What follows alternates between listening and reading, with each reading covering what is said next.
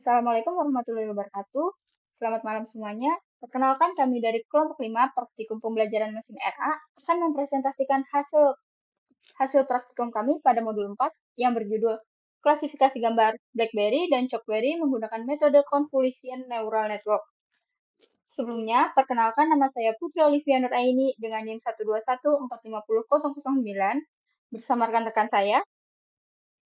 Sebelumnya izinkan saya memperkenalkan diri, nama saya Dimas Rizky Ramadhani dengan 121450027. Izin memperkenalkan diri, nama saya Muhammad Randy Saputra dengan NIM 121450045. Dan perkenalkan nama saya Leonard Andreas Napitapulu dengan NIM 121450153.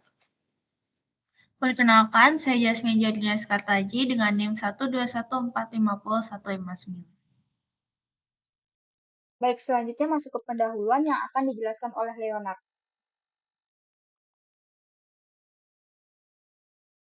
Saat ini teknologi untuk menangkap gambar sudah banyak digunakan untuk mendukung berbagai macam penelitian. Nah, salah satunya untuk pengklasifikasian gambar. Klasifikasi gambar dapat dilakukan dengan memanfaatkan salah satu jenis algoritma deep learning, yaitu Convolutional Neural Network atau CNN. CNN dapat melakukan pengenalan gambar atau citra digital karena CNN ini bekerja dengan terinspirasi dari sistem pengenalan citra pada visual cortex manusia.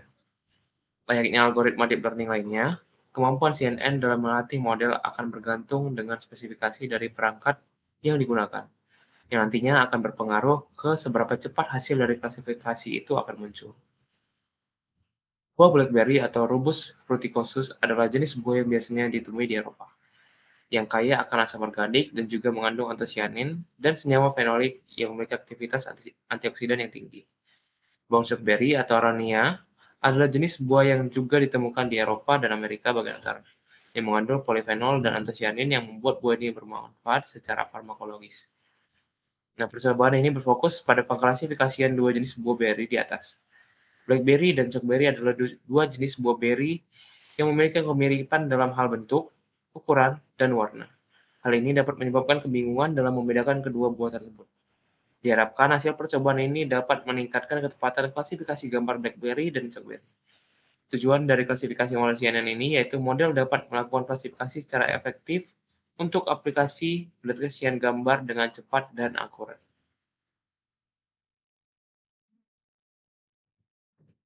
Untuk selanjutnya adalah metode. Pertama yaitu perancangan model. Model yang akan dibuat pada laporan ini yaitu model klasifikasi gambar pada buah-buahan. Klasifikasi gambar buah-buahan adalah masalah klasifikasi di bidang pengolahan citra komputer. Tujuan klasifikasi ini untuk mengidentifikasi nama buah-buahan yang terdapat dalam gambar. Selanjutnya itu deskripsi dataset.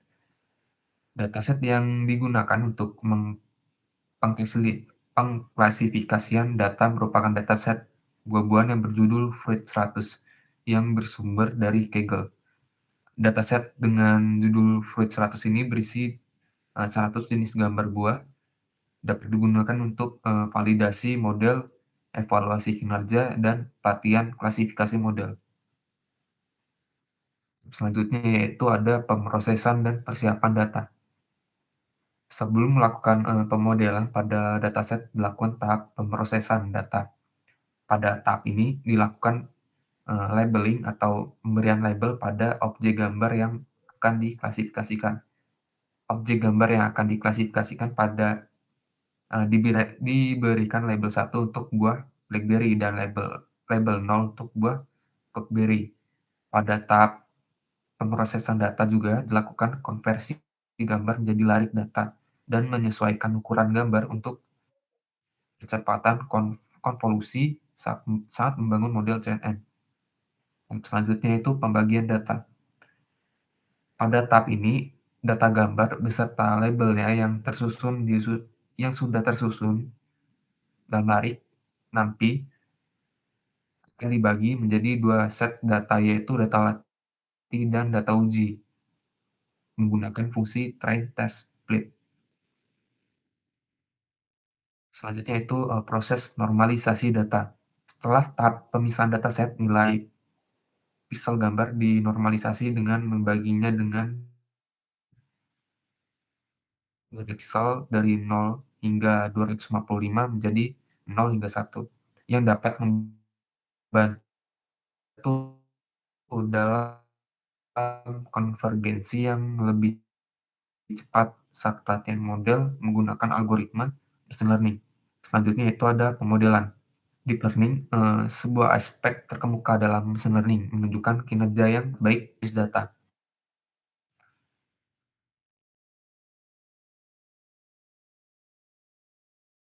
Model deep learning dapat digunakan untuk membangun jaringan klasifikasi gambar menggunakan CNN.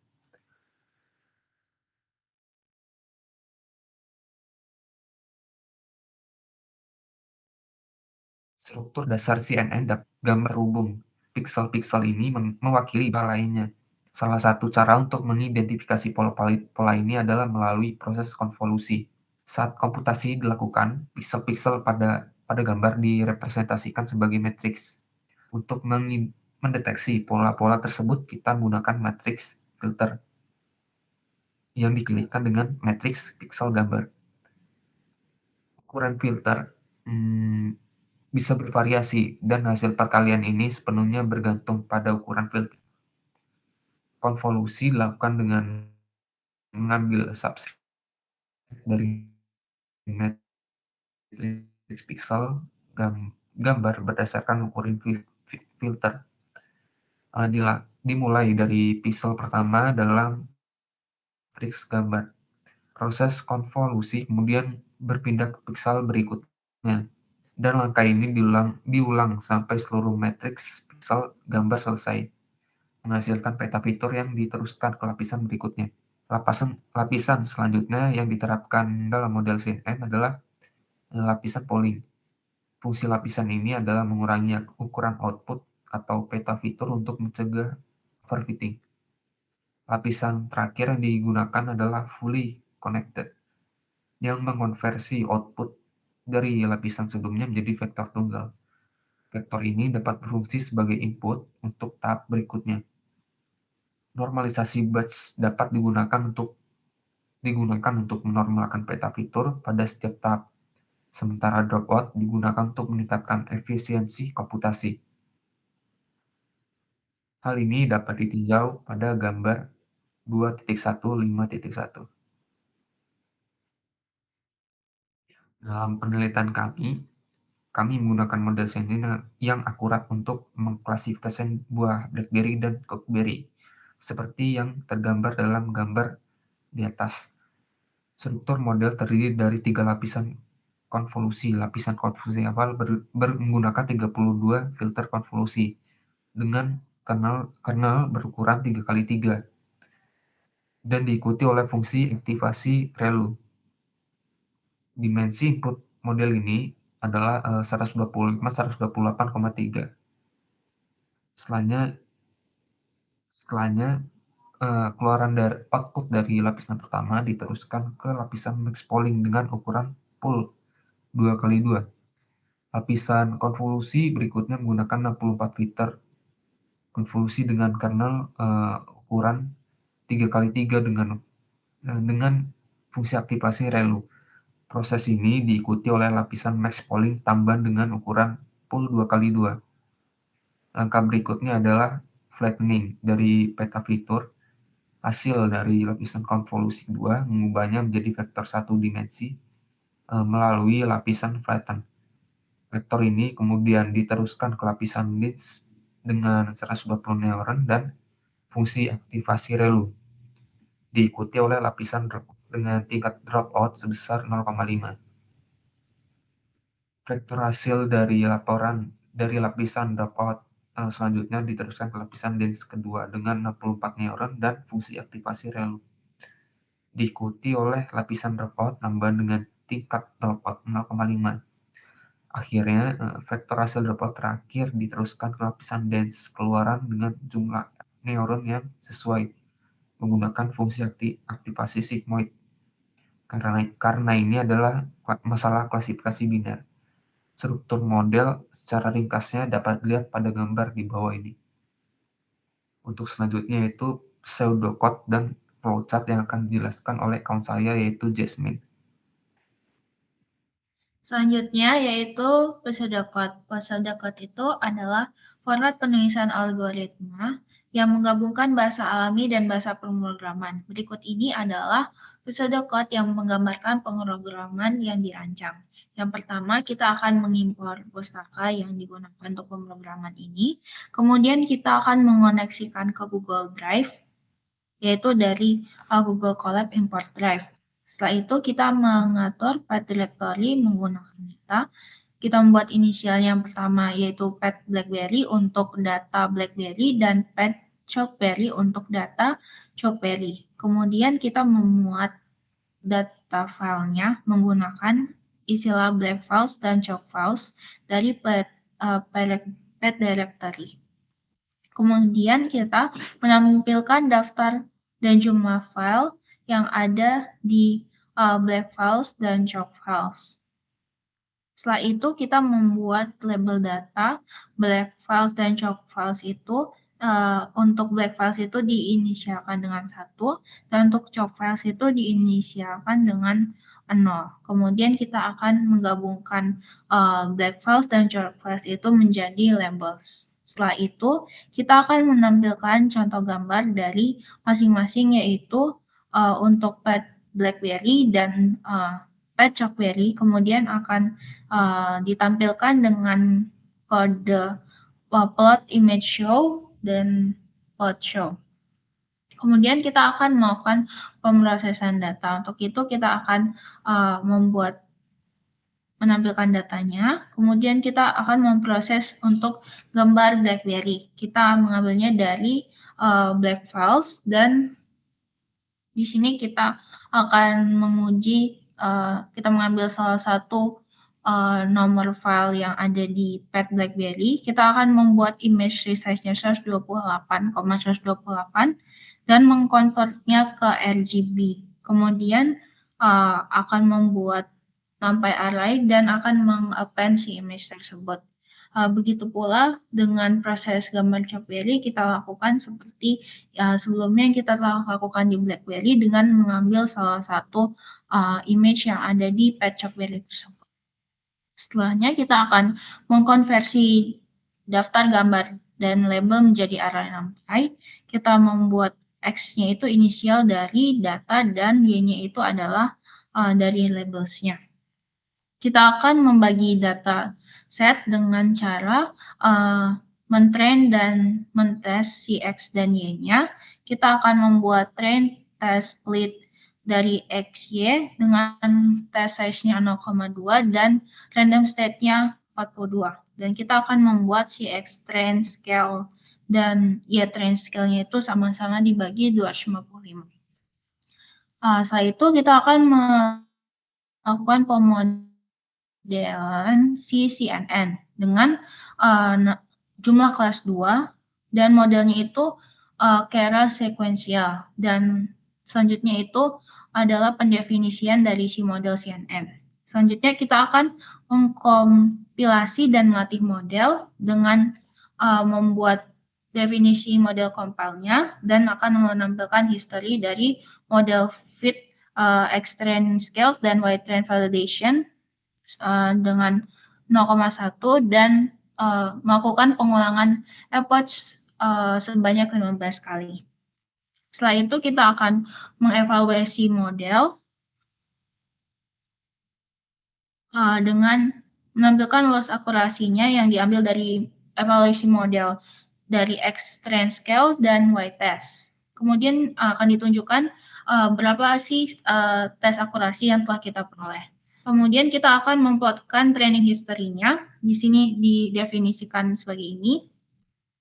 Dan akan menunjukkan dari si validation loss maupun si hasil dari train akurasi. Kemudian kita akan membuat sistem prediksi dari input path BlackBerry, apakah prediksian dari salah satu gambar yang kita coba itu berhasil atau tidak.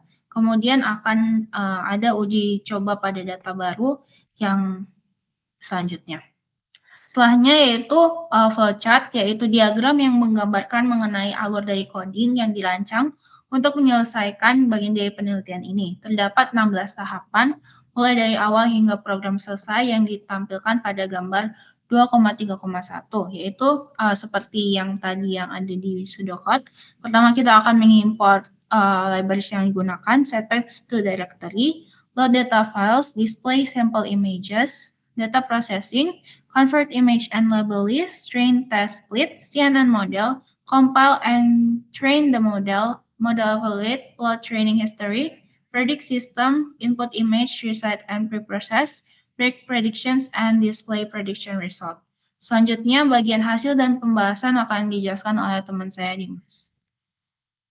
Oke, untuk setelah kita menyusun metode, kita masuk ke hasil dan pembahasan. Yang dimana untuk di 3.1 yaitu persiapan dan pemrosesan data. Dataset yang kita gunakan yaitu dataset Fruit 100 yang berstatus jenis gambar buah. Nah, dalam proses pengklasifikasiannya gambar dengan model CNN. Jadi kami hanya menggunakan dua jenis buah dari dataset, yaitu buah Chokeberry dan buah Blackberry dengan sebanyak 800 baris data. Pengamatan yang tersusun dari 400 data gambar buah Chokeberry dan 400 data gambar buah Blackberry. Nah, sampel ini kita bisa lihat pada gambar 3.1.1. Kita bisa lihat sendiri di situ. Nah, kedua objek ini kita klasifikasikan dengan label 1 untuk buah Blackberry dan label 0 untuk buah Chokeberry. Kita lanjut. Nah, selanjutnya kita bentuk pemodelan CNN-nya. Nah, di sini dari hasil pemodelan convolutional neural network CNN diperoleh ringkasan model sekuensial dengan arsitektur yang terdiri dari lapisan-lapisan konvolusional 2D. Sama kita juga pakai max pooling, terus itu flatten dan dense. Hasil dari lapisan-lapisan tersebut diperoleh total parameter yang dapat dilatih sebanyak 7.400.706 dengan memiliki 2 neuron untuk klasifikasi biner setelah pemodelan dilakukan iterasi pada keseluruhan dataset.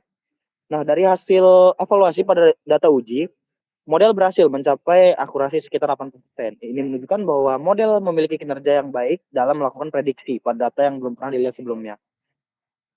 Oke, akurasi ini juga menunjukkan seberapa baik model dan dalam mengklasifikasi data uji ke dalam kelas yang benar. Dalam kasus ini, dengan akurasi sebesar 80%, model mampu melakukan klasifikasi dengan cukup baik. Yang dimana kita bisa dapat lihat sendiri pada gambar 3.2.1, menunjukkan bahwa model pembelajaran mesin yang digunakan untuk mengidentifikasi buah-buahan cukup baik dan mencapai akurasi yang tinggi.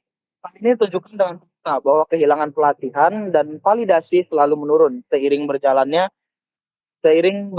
pelatihan.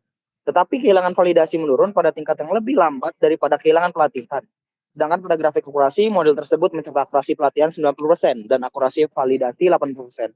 Ini cukup tinggi ya untuk mendeteksi kejang dengan akurat secara keseluruhan. Grafik juga menunjukkan bahwa model tersebut memiliki potensi untuk menjadi alat yang berharga untuk mendeteksi kejang lab. Namun perlu diingat bahwa model ini masih dalam pengembangan dan akurasi dapat meningkat seiring dengan kebaikan model. Selanjutnya kita menuju 3.3 penggunaan model, yang dimana cara penggunaan model yang telah dibangun dalam melakukan prediksi ditunjukkan pada gambar 3.3.1. Langkah-langkahnya diperlukan, yaitu pertama, penggunaan perlu memuat gambar ke dalam sistem. Nantinya akan diubah oleh sistem tersebut jadi berbentuk array yang nilainya akan mempresentasikan gambar tersebut berdasarkan nilai RGB-nya.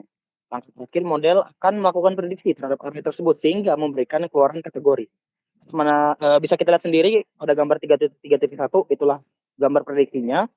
Jadi mana gambar di input merupakan gambar Blackberry. Sistem dapat mengidentifikasi bahwa gambar tersebut merupakan gambar buah Blackberry dengan akurasi 99,80%. Selanjutnya kita akan menuju penggunaan model dengan data baru. Nah, penggunaan model ini yang telah kita buat itu bekerja dengan baik ya. Pada ringkasan model sekuensial menunjukkan 3 layer kunci. Lambda dengan output step, selanjutnya itu trace layer dengan output step juga, dan dense 3 sebagai layer output dengan step. Model ini memiliki total 256 buah parameter yang dapat dilatih, terutama di layer dense 3 yang dimana sebuah penentu prediksi akhir lah. Baliknya layer keras memungkinkan mungkin adalah layer pralatih dengan 2.257.984 parameter yang tidak dapat dilatih. Model ini kemungkinan digunakan untuk klasifikasi biner dengan 2 neuron pada output akhir. Sehingga kita mendapatkan hasil evaluasi. Data baru memberikan nilai akurasi sebesar 92,5% dengan kerugian sebesar 0,1539. Yang berarti model berfungsi pada data baru kali ini dapat ditinjau pada gambar 3.4.1. Selanjutnya kesimpulan akan disimpulkan oleh teman saya Olive. Kepada Olive saya persilakan.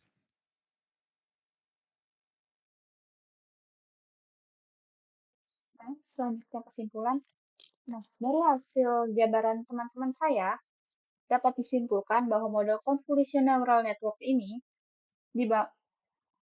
model yang dibangun ini dapat bekerja dengan optimal dan baik dengan akurasi sebesar 70%. Akurasi di atas 70%. Model ini dapat melakukan pengklasifikasian buah beri yang sesuai dengan waktu yang cepat dan akurasi yang cukup tinggi. Serta model yang telah dibangun dapat bekerja optimal pada dataset lain. Demikian hasil presentasi kami. Kurang lebihnya kami mohon maaf. Wassalamualaikum warahmatullahi wabarakatuh.